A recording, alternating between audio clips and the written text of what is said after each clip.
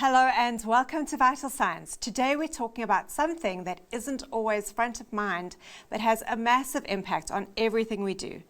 The importance of ergonomics and aesthetics in the workplace. We spend most of our waking hours at work, yet few companies truly consider how the physical environment affects well-being, creativity and productivity. Joining me is Linda Trim, Director at Angel Shack, a company redefining what it means to design for both comfort, aesthetics and performance. Together we're unpacking the hidden return on investment of a healthy workspace. Linda, thank you so much for joining us today. Thank you. What I really want to know is what drove you to create products that are completely different to every other office furniture offering out there? We were the biggest importer of office furniture, and we had to look back to ask why. And that's really because there wasn't anyone manufacturing product in South Africa. Okay. There are many costs that come with it. It's hard. It's been taken a lot of tenacity to get where we are. But we were very driven to create something very unique in South Africa. Yeah. As an example, the chair you're sitting in. Yes. Typically when people import, they only import in black because it's easy to sell. Exactly. We're here, because we manufacture locally, we can make it any color we want.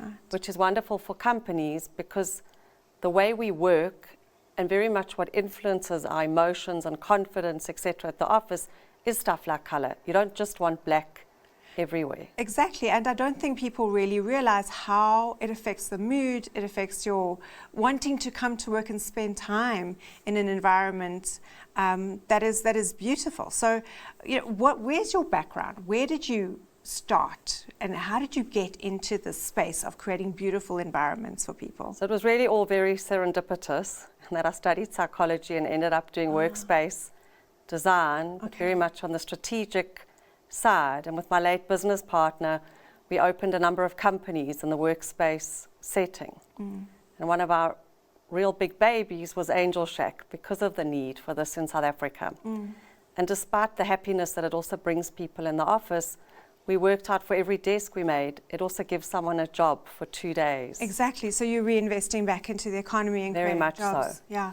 and also your company is very proud of the fact that there's such a low or zero carbon footprint when it comes to your products. How did you get that right?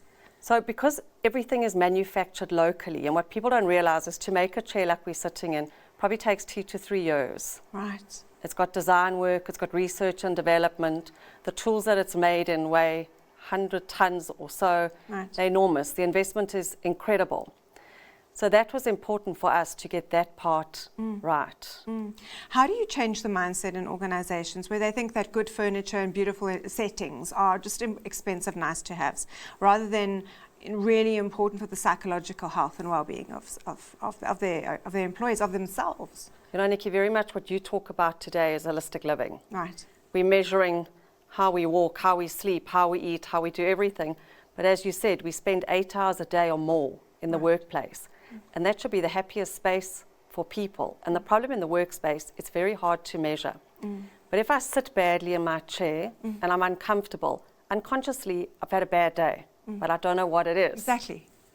The same way acoustics are one of the most defining features of a bad day at work, but one of the simplest to solve. Yes. So it's getting all of that right and making your people happy. One, they work harder, they're more productive, but two, you've got a good mind space with them.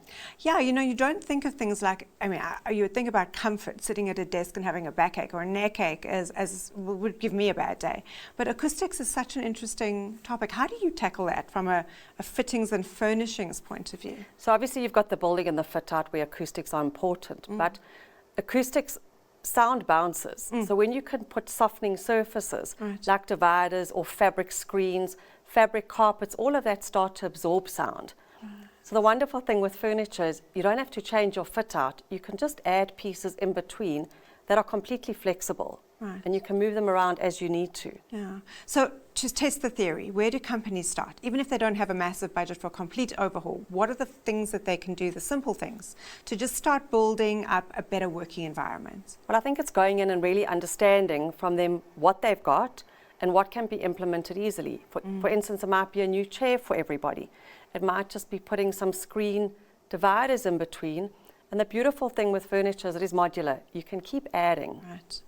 Right. So you can do it in stages. Exactly. And how does color influence us? You study psychology, so we know that color affects our moods. We know that lighting affects our moods. How would you frame that when you are trying to convince an organization that they should probably overhaul their fluorescent lights, for example, and what colors should they be putting into a workspace to make people feel more, relaxed and more productive?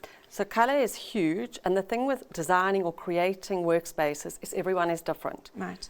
You might be having a good day on a Monday, I might be having a bad day where I really just want peace and quiet. So you've actually got to create spaces for different people and different moods. For instance, bright colors are spontaneous. They give an energy and a vibe. So if I want to go and have a conversation with people or feel vibey, I'm going to lean towards that. But if I'm really quiet and introverted, or I just want some space to think, I'm going to want something with more relaxed tones.